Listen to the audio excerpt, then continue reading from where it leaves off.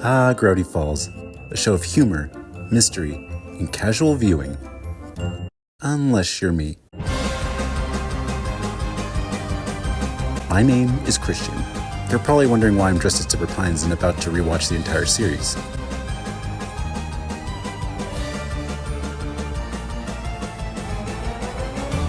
Rest assured, there's a perfectly logical explanation. Oh man, that was crazy. Well, I just binge watched the series and now I have a couple billion questions about Gravity Falls. Hey guys, and welcome to another complete series review. And today I'll be talking about the show Gravity Falls. As you can probably tell, Gravity Falls is one of my favorite shows of all time. And I just thought that with the 9-year anniversary of the series finale coming up, as well as the release of the Book of Bill and the thisisnotawebsite.com and Alex Hirsch's charity stream, as well as all the extra material I've been getting over the past couple of years, I thought this would be the perfect time to talk about this show. And for this review, I'll be going through every single episode of the series, but I won't be going through all the episodes beat for beat. I'll just be taking the major characters, plot points, and themes that carry out throughout the entire show that contribute to the overall continuity of the series. Also, these reviews will contain spoilers, so if you haven't seen the entire series, go back and watch it on Disney Plus and then come back and watch this. So without further ado, grab journal number 3 and your black light and let's jump in.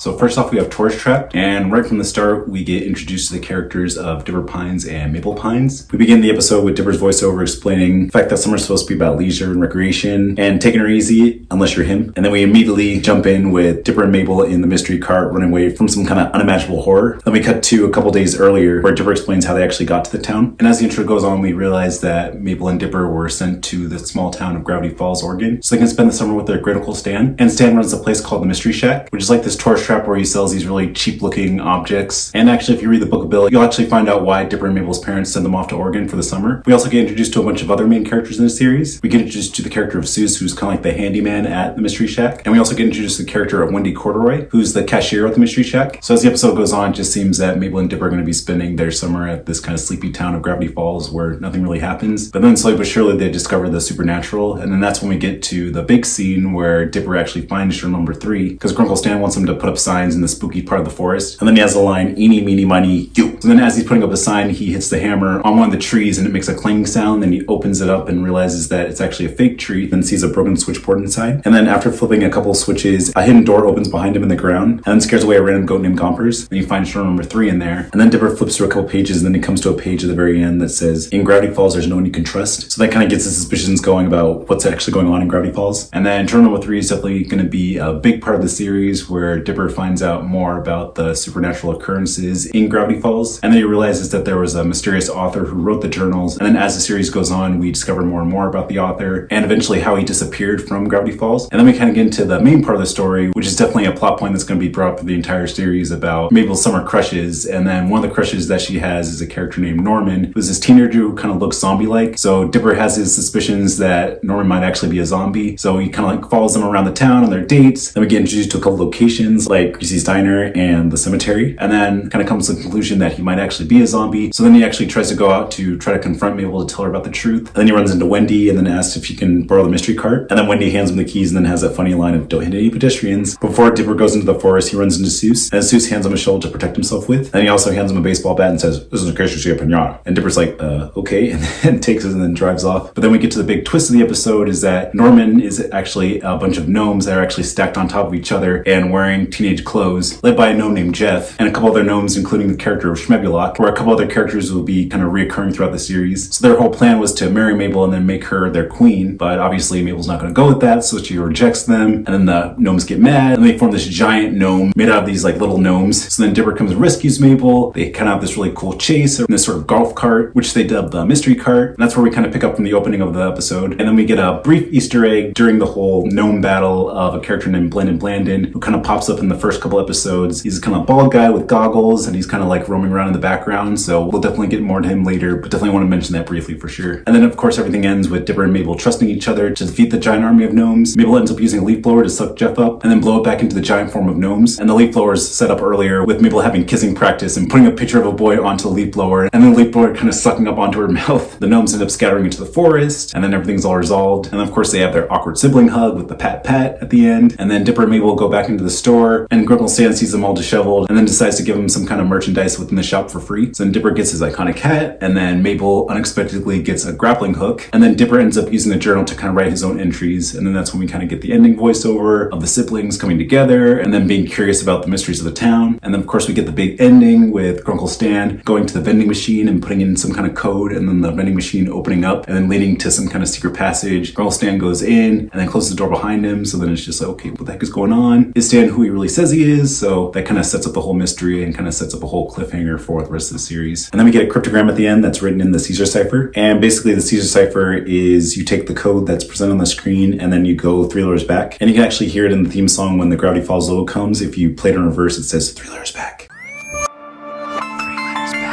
which translates to welcome to Gravity Falls. I think it's a good way to welcome the audience to the show and the different mysteries that we're going to encounter. But yeah, overall great episode and a good way to start off the series.